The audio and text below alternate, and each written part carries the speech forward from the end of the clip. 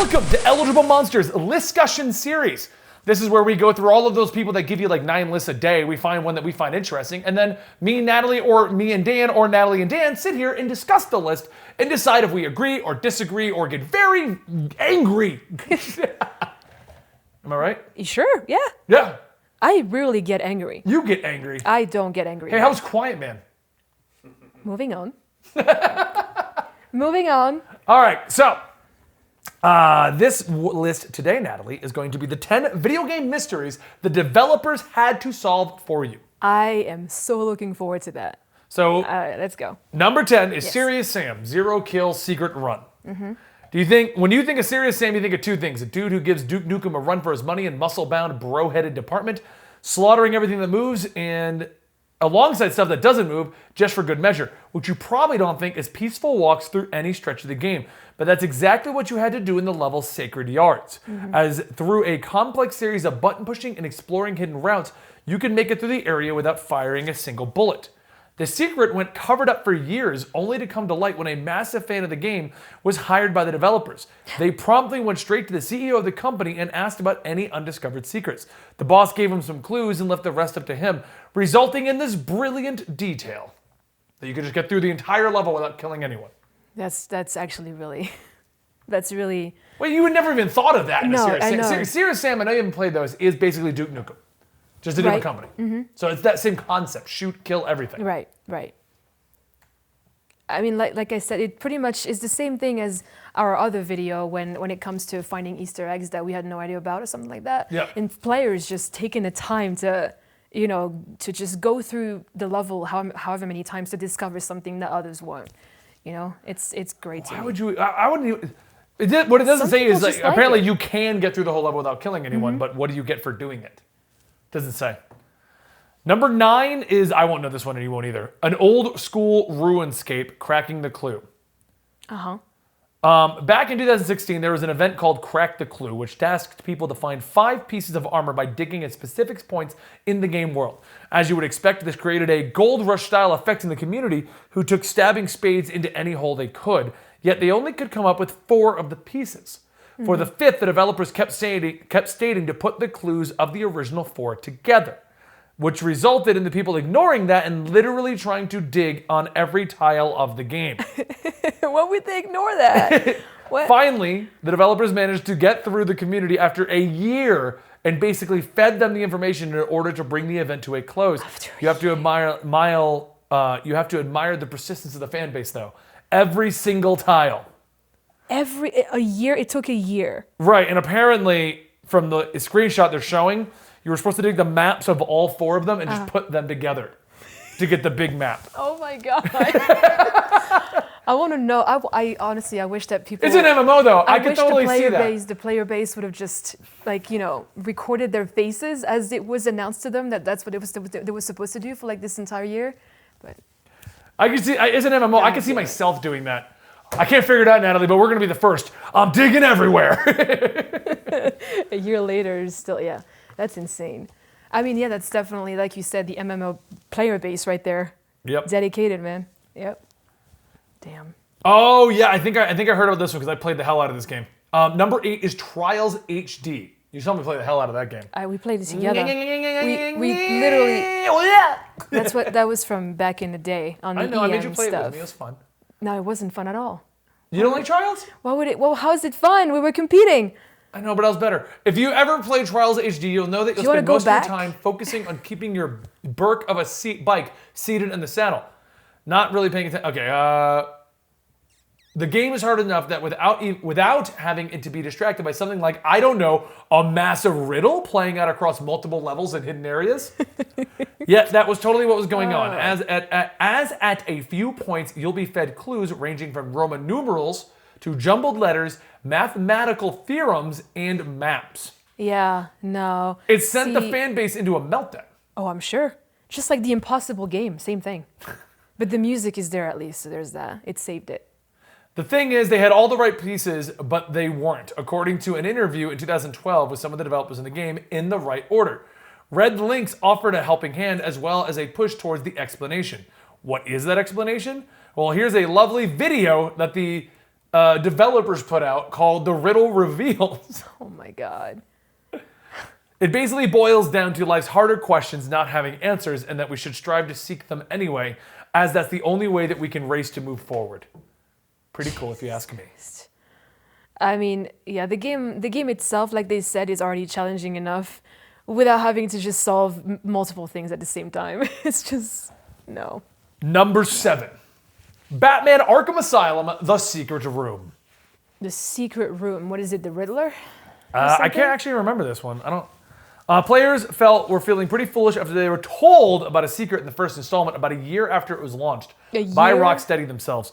The secret is a room that was hidden in Warden Sharp's office, and it required 3 explosive gels to be placed on an unmarked wall in order to reveal the new area. I can imagine people putting 1 gel on the wall to test specific surfaces, but 3? We had no chance. Thankfully, Rocksteady spelled out to the community in a Game of the Year podcast, and all was well. Inside, you can find detailed schematics which are actually foreshadow the second game, Arkham City's setting. It's a brilliant extra, possibly hidden a bit too well, but it adds to the rich, leathery layer that is Batman. Damn. Yeah, 3. Yeah, I remember playing this game, and yeah, well, you could go through the entirety of the puzzles with just 1. Yep. That's it. So yeah, I could see why 3 would throw people off 100%. I heard about this one. Halo 3's Happy Birthday, number 6.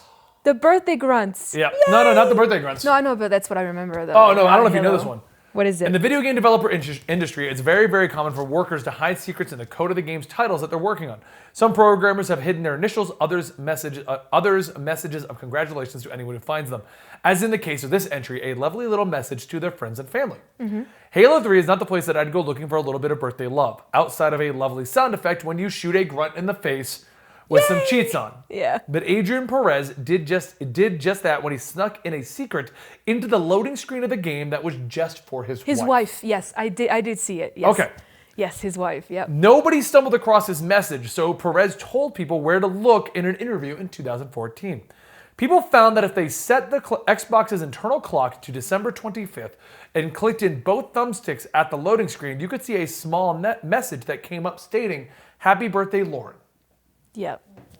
I think we covered it before for something. I don't know. Yeah, I think it's come up as a hidden thing that took forever to find out or something. Yeah. That's Mike sweet. Pison's Punch-Out Bald Bull. Sure. Many hardcore Punch-Out fans have used this technique to achieve speed runs or just show off, but for everyone else, when fighting Bald Bull, a swift shot to the sternum can put him down. Though there's a catch. Your attack has to be timed to the background camera flash, and therein lies the reason many gamers stumbled upon this by accident in the first place. It's hard to not focus on killing the rampaging madman when he's about to unleash his barrage of blows, but wait for it, pick your moment and the fight's over in seconds. We have former Nintendo president Satoru Iwata for giving the world this tasty tactic of information in a 2009 interview. At least for the majority of the player base who didn't respond with, duh. I mean, yeah, I don't have any input on this one, unfortunately. Punch-Out was great. I played it back in the day, but... Back in the day. Back in the day was a Saturday. Was it? That was the day. Is that when games were coming out? Saturdays? Only on Saturday. No, they came out Tuesdays. They also cost $80 back in the day for the cartridge. Yeah? Yeah. Huh. I'm old. Aren't we all, Ben? Aren't we all? Mm-hmm. Number 4 is Rogue Squadron 64, the Hidden Naboo Starfighter. Sure? So this one's especially weird, as many developers working on Rogue Squadron 64 had no idea about it either. Even though LucasArts had their name plastered all over the game, Factor 5, the developers, had snuck in a Naboo starfighter as a playable vehicle and then scrambled the code so that it would go undiscovered for ages. What? What? It wouldn't have really made much sense either because the game was released before Episode 1 dropped, therefore the vehicle hadn't been seen by the public, outside of a few images and trailers. It's the stuff that would have broken the internet if it was discovered about an upcoming movie today, but as it stands, the film had the film had come out before information was drip-fed by Factor 5 as to how to access the vehicle, leading to some speculation that it was actually a preventative measure against any copyright issues that they may have had between the game and the movie. Mm-hmm. Either way, this is one notable Star Wars secret that you had to scour a galaxy-sized amount of code to find. Yeah, that's insane. I remember hearing about that, the Naboo fighter discovered. Really? Yep. Oh, Natalie. God of War. Oh PS4. boy. Oh, here we go. Number 3. Hidden symbols. Yes. People were absolutely bowled over when God of War came out last year and set a new benchmark for action spectacle games, as well as parenting tips. As you might expect with the mass attention, players poured hour after hour finding everything the game had to offer, including secret messages on scales, hidden elements in the game, and little nods to the ending that can be found in the opening moments. However, there was still a final Easter egg to be found. According to the creative director, when he spoke on the 2018 Comic-Con panel, this sent players into a meltdown as they scoured every rock and ruin for something approximating a clue. Jesus Christ. Eventually, it was discovered that the 4 symbols in the home of Kratos actually spell Loki. And a familiar symbol can be found on a garment on Kratos' partner, Faye, who was working on.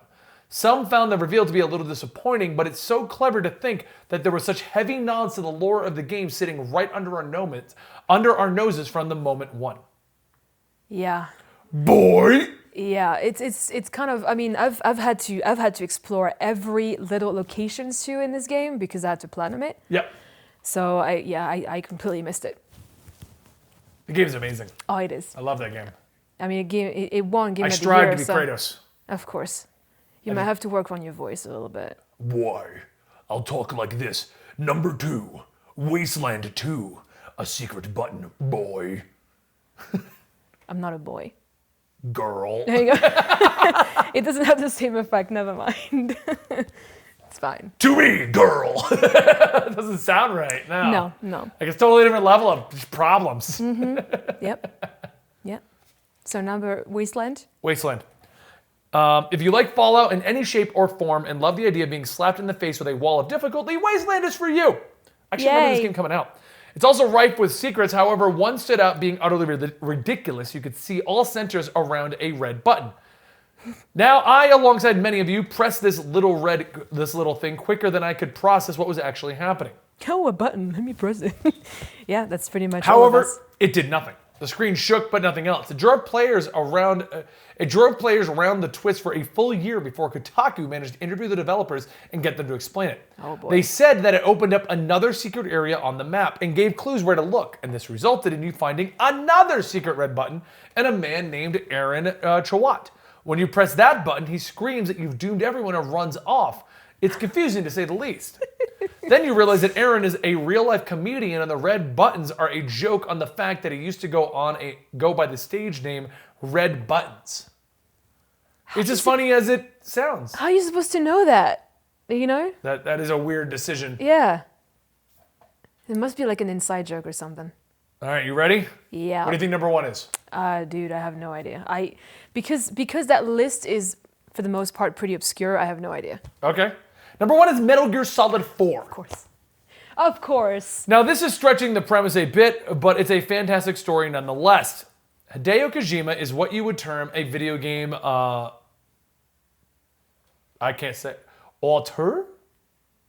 Someone who has risen to the status where he can almost do whatever he wants. Uh-huh. Yeah. In one of his weird power moves was actually creating a casting call to reunite smooth tensions between a father and a son. Uh-huh. This individual, whose Japanese name I can't pronounce, had been providing the Japanese voiceover for various snakes along the series timeline. And it was the son of the famous voice actor, another name I can't pronounce. The pair were going through some rough waters, and upon learning this, Kojima secretly hired the father to come in and play the voice of Big Boss in Metal Gear Solid 4. Right. In case you're not keeping up, this meant that the pair were now playing father and son in-game during a point in the mythology.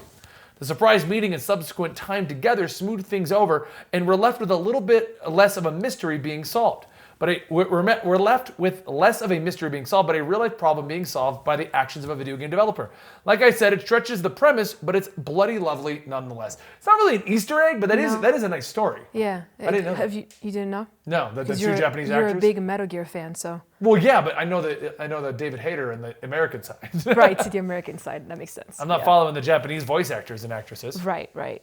Of course. Even though you should have played the game in Japanese. If I was a true Metal Gear fan? Yes, you I would. played the original Japanese version. Yes. Mm-hmm. As soon as I heard Japanese Goku, turns out to be a 90-year-old woman. I can't Okay. watch anything that's All right, like well that's properly. completely different, Ben. That's different. How is that? Well, because actually, yeah, maybe they hired a 90-year-old woman to play Snake. I don't know.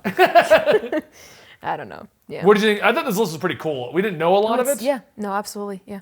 But, It's always fun finding out about these things. Yeah. Yeah. The world of video games. Yes, it is. So, all right. Well, any in particular you like the most?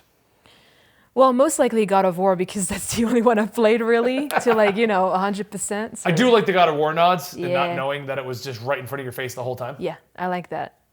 It makes us feel stupid, but I like it. Yeah. All right, guys. Well, hope you guys enjoyed this. If you want more discussions, more gameplay, consider subscribing to Eligible Monster here on Twitch or on the YouTube side. And if you want to talk more directly to Natalie alone, you can find her at twitch.tv/ZodicoCandy or at her Twitter, ZodicoCandy. Thank you, and I'll see you next time right here Thank you. at Eligible Monster. You gotta yell it weird like me. Monster. Yeah, let's not do that. What the?